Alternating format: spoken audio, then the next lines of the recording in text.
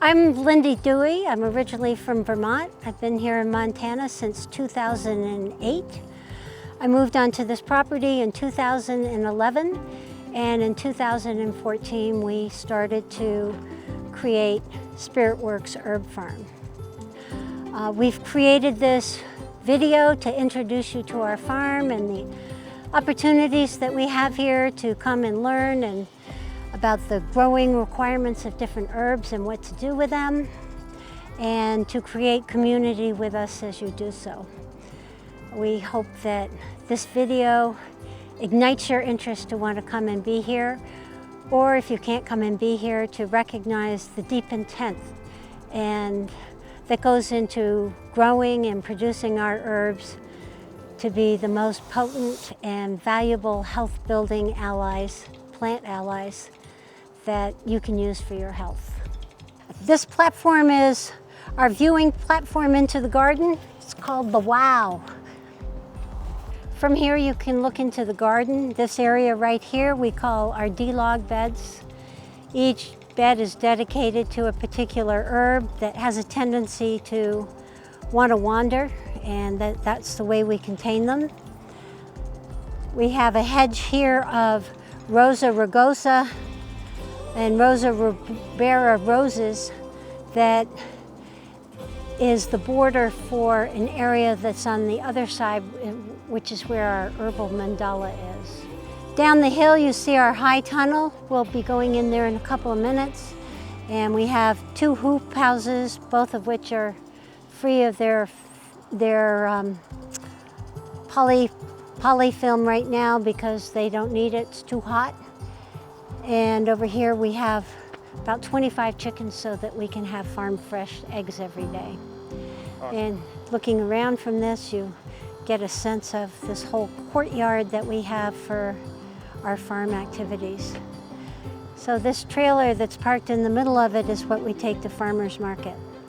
Our interns who come here usually do a legacy project, and this project was done by a student from Bastyr. And so now we have a place for our grapes. To the left here is our herbal mandala, 63 feet in circumference or diameter. And it holds the energetics of the farm. The herbs are planted in a Triskelion format, which I'll talk about later. We have bees over here, and this area here has been an orchard. We're kind of selecting out the trees that have been productive, and we'll be planting some more trees this year. We've had some marvelous peach trees here in the past. For those who are interested about what we grow a lot of, we are now growing well over 2,500 rose bushes, and this is about 500 of them right here. We harvest the rose petals daily and the rose hips after the first frost. This hoop house here, we call it the upper hoop house. This year has basil and tomatoes in it, and different years we have different things in here, but that's what's growing this year. Purple basil on the left, Thai basil at the far end, and culinary basil underneath the tomato plants on the right. In this area here we have more roses on the right, skullcap latifloria, a new planting of lavender with rosemary interspersed to utilize all of the space. Rosemary doesn't grow through the winter here, so we'll be harvesting and pulling it out at the end of the season, and that will leave more room for the lavender. And then on the lower end we've got some more basil and some echinacea. Lower hoop house this year has ashwagandha, lemon verbena, and dill, and we'll probably be harvesting all of that in about a week. And then behind, on the lower side of the high tunnel, we have 110 feet of raspberries. We harvested over 300 pounds this year. And we also have some sugar maple trees because I'm a Vermonter. Gotta have sugar maples. This is our high tunnel. It's rather unusual. I'm not really fond of straight lines, and in 2019, my farm manager and I sat down in February and came out with this layout of having 3 paths that braid through the space, creating rather large beds that have keyholes in them so that the entire bed can be accessed. And so we'll go in and take a look at that. This first part has a shady area that creates a microclimate. And as we move into the middle of it, we've got thyme on the right, 5 different kinds, hot peppers on the far left. This is epazote. Got a couple of cucumbers trying to grow in here, some beans that are done. This is all Tulsi basil, Zuta lavana, more Tulsi. And this is what I mean when the beds have a keyhole. They have a little bit of a space where you can walk into it so that you can access the whole bed.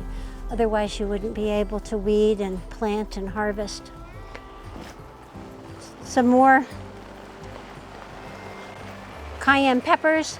They need a hot climate in order to get hot, and this gets pretty hot in here. Towards this end, we brought in a lot of stone. It acts as a thermal mass, which absorbs heat during the day and releases it at night. And you can see how these beds are constructed. You're actually only seeing about 2/3 of what's here. When we built these, we drove rebar way down into the ground. The rebar was about 4 feet, and you're only seeing about 20 inches of it above here. And the rebar holds the roofing, which was all free material. And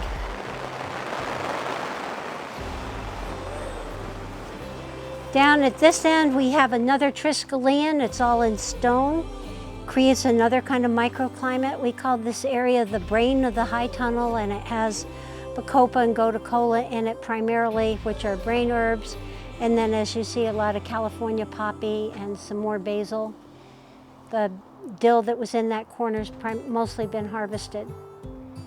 All of our artemisias are out the back. So right here we have our compost piles with a lot of rogue squash, which we're curious to see how they've cross-pollinated what we ended up with. But we just let things like this go so that we can use every bit of space we've got for food production. This area here is all well-composted chicken manure from our deep litter method that we use in our chicken house. And this is more garden scraps and table scraps.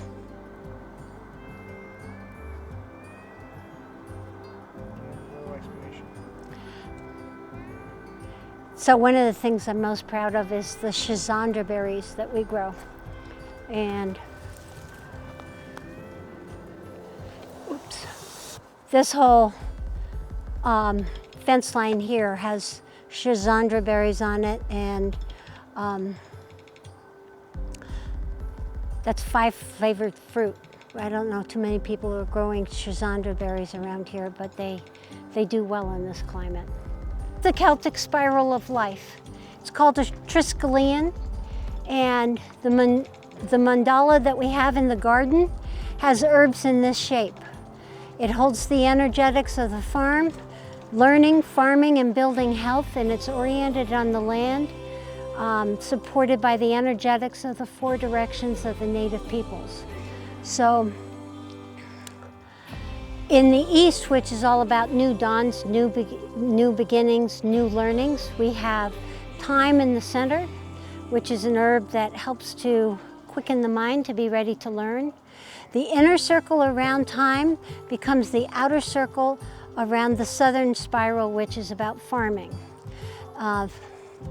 The herbs that carry that energy initially were culinary sage and feverfew. Culinary sage because it's kind of a pun on sage. When you learn something, you should do something with it, and it takes you on a journey to farming. Feverfew because when you learn something, you can get a headache, and feverfew is good for headaches. Those two herbs have been replaced in the last year and a half by calendula, because calendula is an herb that has a lot of joy, and it's just kind of celebrating the joy of learning and farming together. The outer circle around farming, the inner circle around farming becomes the outer circle in the Northwest, which is about building health. I'll just back up a minute and say that farming is in the South because Southern energy is about summertime, growth, maturation. West is about harvest time, and winter is about just settling into the deep quiet of winter. So building health between farming between the harvest time and the winter time honors the principle of building health using all the abundance from the harvest and also the quietness that comes when the parasympathetic nervous system is activated. The inner circle of that in the past has been chamomile, because chamomile is a very calming herb. The inner circle around that becomes the outer circle around learning is lavender, and that's because lavender is a segue herb that stimulates an interest for people to want to learn more about herbs to build health. So that's the energetics of the farm: learning, farming, and building health, supported by the 4 directions and by the herbs that are placed in the spiral. So this area behind the house was the original gardens. We cleared the area for the area that we've just been in. The challenge with growing back here is that it doesn't get sun until the middle of the day. And right now, this is primarily food that we've got growing down here. But you may notice, as you've seen shots of the property wherever, we've got medicine growing wherever we can put it.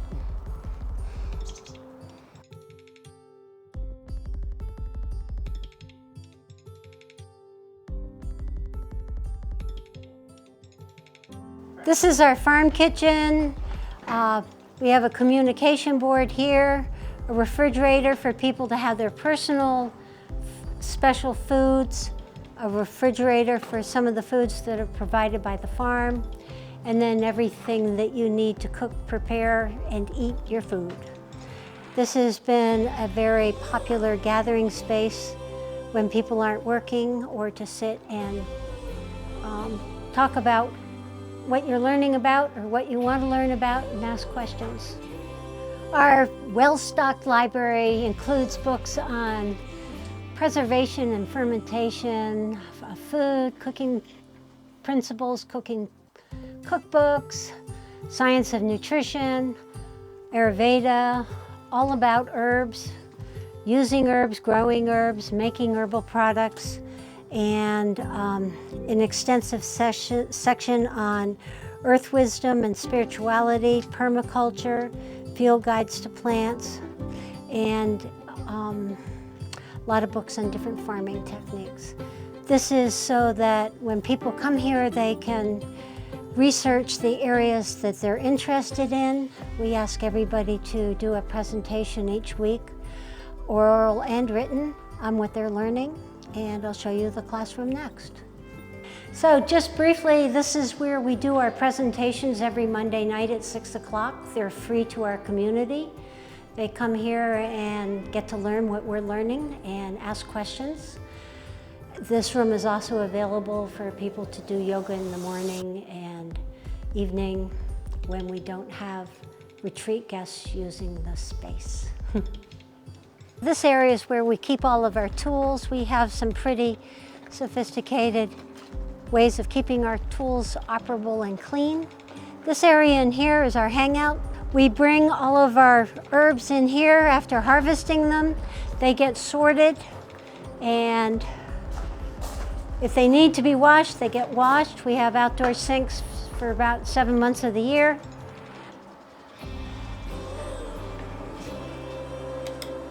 Whoops. This is our dehydrator room.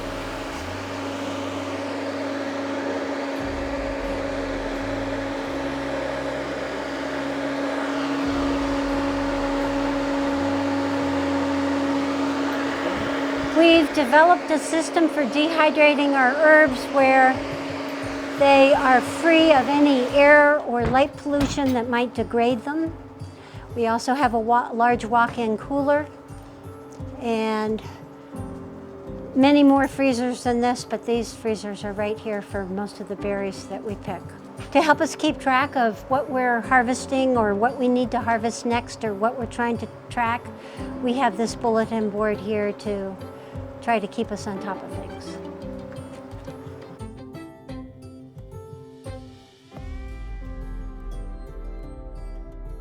For those who come here to help with our farm and to learn how to grow and process herbs, we offer these large tents and campsites that you see all around me here. They're spacious, you can stand up in them, and we provide an air pad, everything else you bring.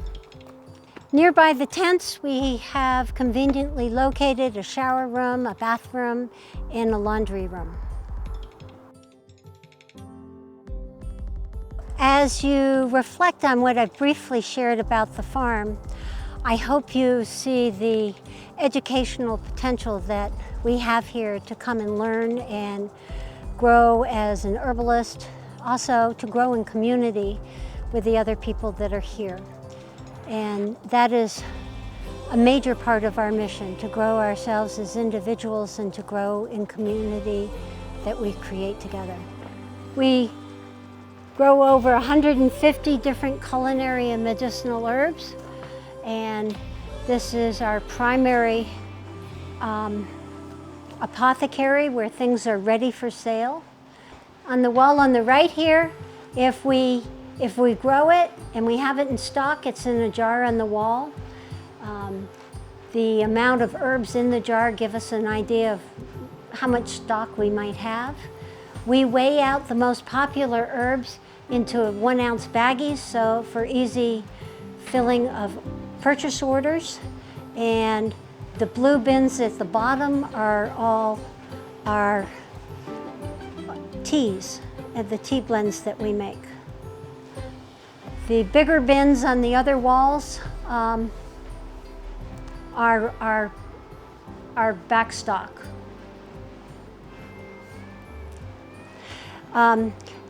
In this cabinet here, you see some of the things that we make here and also some products from a company that buys our herbs. We have a lot of herb classes that we teach people how to make certain products. We're really not a product manufacturing operation. We're more about growing the best herbs that we can and teaching people what to do with them. And in that learning process of learning what to do with them, we make some products, and the excess from the class that doesn't go home with the participants ends up getting sold here in the store or at farmers market. This room has our herbs from the current season. It's climate controlled, we keep it cool, it's protected from light, so there's no light degradation of the herbs. As you can see, that our California poppy looks like California poppy off the plant. Our roses are have maintained their vibrant color, and everything else has really good color in it. And that's really important to us because that's how we get a really good, high quality, potent herbal product.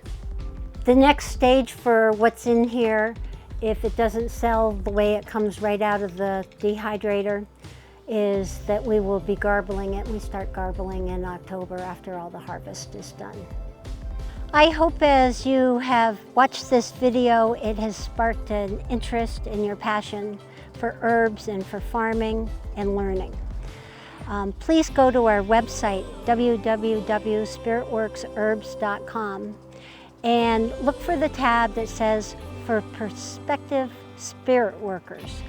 Under that tab, you will see a lot of information about how it is that we create community here and the apprenticeship programs that we offer to guide your learning. Thank you for watching our video. I hope it gets you excited about wanting to learn more and to come here. And I hope to see you soon.